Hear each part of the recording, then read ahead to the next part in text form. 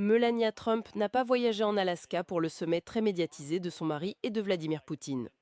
Cependant, la première dame des États-Unis a envoyé une lettre au chef du Kremlin que le chef de la Maison-Blanche a lui-même remise à son homologue russe. Le contenu complet du message n'a pas été révélé par les responsables américains. Cependant, les médias étrangers parlent d'un message pas très flatteur pour le président russe, car il mentionnait la question délicate de l'enlèvement d'enfants ukrainiens par les troupes russes. Alors que le républicain lui-même semblait plus enclin à respecter son homologue, son épouse semble avoir rétabli l'équilibre avec ce message fort qui est dit décrire la situation difficile de ces mineurs.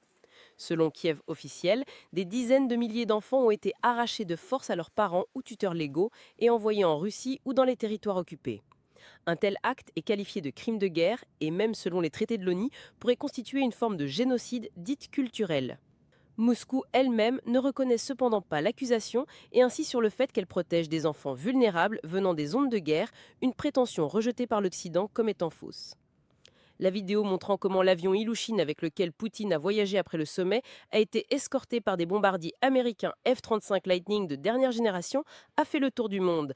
La vidéo a été filmée de l'intérieur de l'avion présidentiel russe, tandis que les images ont été publiées par le Kremlin lui-même, qui a précisé que l'escorte par les F-35 américains a été faite pour des raisons de sécurité